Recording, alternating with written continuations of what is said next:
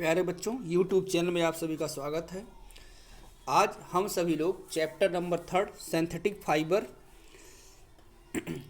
Fibres and plastics के बारे में स्टडी करेंगे। फर्स्ट ऑफ ऑल हम सभी लोग सिंथेटिक फाइबर के बारे में जानेंगे। उसके बाद नेक्स्ट टॉपिक चलेगा टाइप्स ऑफ सिंथेटिक फाइबर। किंतु आज हम सभी लोग सिंथेटिक फाइबर के बारे में स्टडी करेंगे, अध्ययन करेंगे।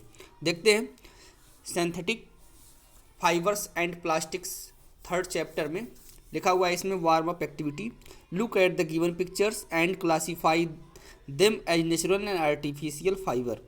यहाँ पर लिखा हुआ है, गिवन पिक्चर में आप सभी लोग देखें और यहाँ पर क्लासीफाई करें कौन सा नेचुरल है कौन सा आर्टिफिशियल। तो आप सभी को कॉटन दिख रहा है,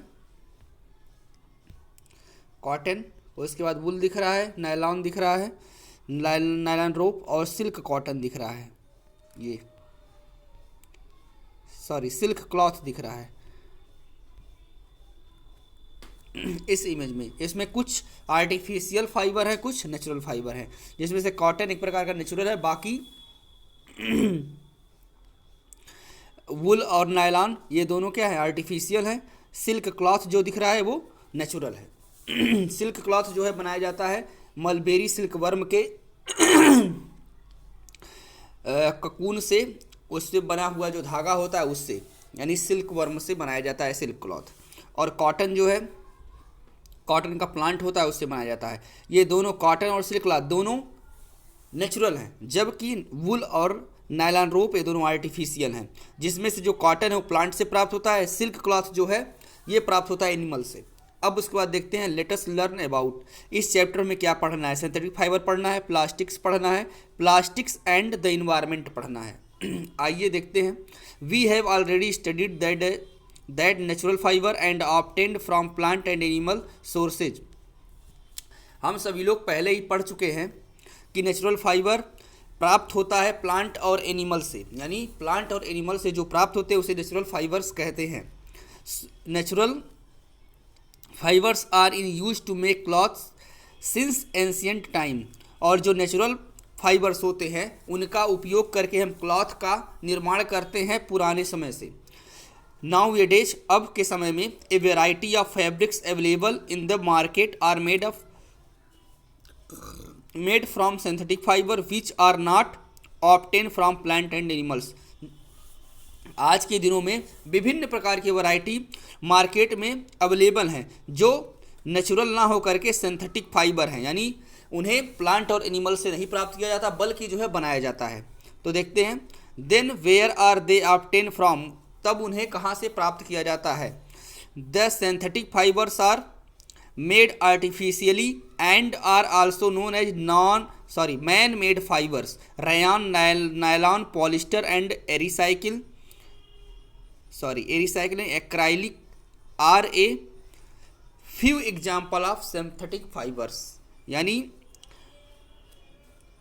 जो सिंथेटिक फाइबर होते हैं वो मनुष्य के द्वारा बनाए जाते हैं कृत्रिम रूप से, और इसी नाते इसे मैन मेड फाइबर्स भी कहते हैं। मनुष्य द्वारा बनाया गया रेशा या फाइबर कहते हैं। और उसके एग्जाम्पल दिया है, रायॉन दिया हुआ, नायलॉन दिया हुआ है, पॉलिस्टर दिया हुआ है एंड एक्राइलिक दिया हुआ है। ये सभी आर्टिफिशियल फाइबर हैं, उसके एग्जाम्पल्स दिए गए हैं। फिर उसके बाद सिंथेटिक फाइबर देखते हैं क्या होता है। Synthetic fibre are made up of molecules called polymer. यानी जो सिंथेटिक फाइबर्स होते हैं वो एक प्रकार के अणुओं से बनाए जाते हैं जिसे पॉलीमर्स कहते हैं। The structure of polymers is similar to that of numerous bead in a chain. और जो स्ट्रक्चर पॉलीमर का होता है ये दाने समान एक चैन की तरह संरचना होती है। यहाँ पर दिखा हुआ है बीड्स इन ए चैन, यहाँ पर आप सभी लोगों को दिख रहा है beads on A chain, in a चैन। फिर लिखा हुआ each Beed represents a smaller unit called a monomer. The word polymer is derived from 2 Greek words, poly meaning many and mer means many units. A polymer is made up of many repeating units of monomers which may be linked either in a linear arrangement or in a cross-linked arrangement.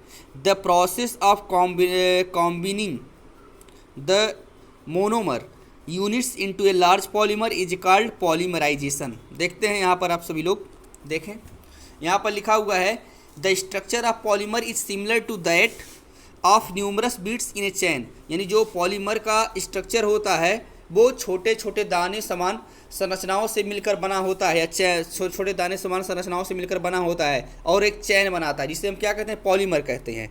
और जो polymer होता है उसका each Beed यानी each प्रत्येक दाना उस monomer कहलाता है या उसे यूनिट कहते हैं। जैसे ये चैन दिख रहा है, ये चैन जो बन रहा है इसको पॉलीमर कहेंगे, और ये छोटे छोटे दानों से बना है, उन दानों को हम क्या कहेंगे, यूनिट्स कहेंगे, और वो यूनिट्स क्या कहलाएंगे, मोनोमर कहलाते हैं। फिर लिखा है the word polymer is derived from 2 Greek words, और ये पॉलीमर 2 ग्रीक वर्ड से बने हैं। एक पॉली मीन्स होता है मेनी यानी बहुत से, एंड मर माने होता है यूनिट्स यानी इकाई, यानी एक यूनिट या छोटे छोटे दाने मिल करके एक चैन का अगर निर्माण कर रहे हैं तो चैन क्या कहलाएगा, पॉलीमर कहलाएगा। और जो यूनिट है दाने जो दाने हैं वो क्या कहलाएंगे, यूनिट्स कहलाएंगे। यानी जो चैन बना हुआ है, चैन एक तरह से पॉलीमर है, और चेन में छोटे छोटे दाने हैं, वो दाने यूनिट कहलाएंगे। यानी छोटे छोटे यूनिट मिल करके या छोटे छोटे मोनोमर मिल करके पॉलीमर का निर्माण करते हैं। फिर लिखा हुआ ए polymer is made up of many repeating units of monomer, और एक पॉलीमर जो होता है वो बना होता है कई बार रिपीट करके मोनोमर्स के।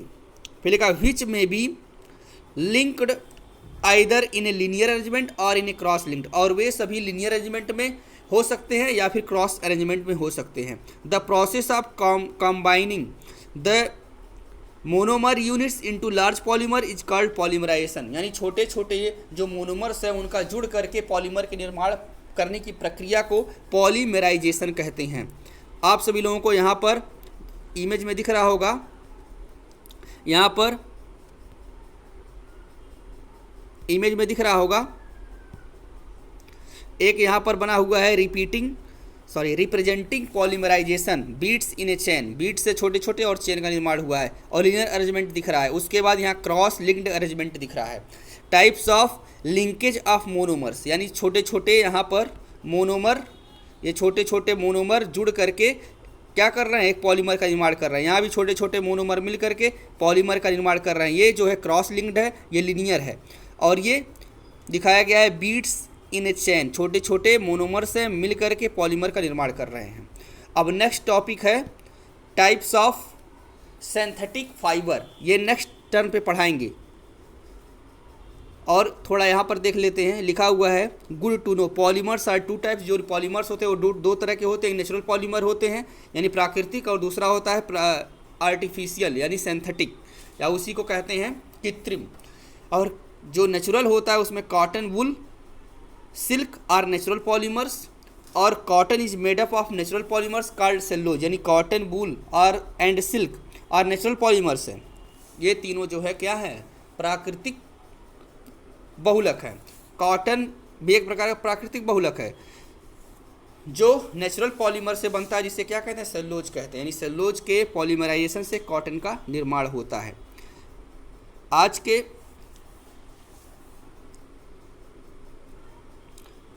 लेक्चर में बस इतना ही, फिर नेक्स्ट टॉपिक हम पढ़ाएंगे टाइप्स ऑफ सिंथेटिक फाइबर। तब तक के लिए थैंक यू।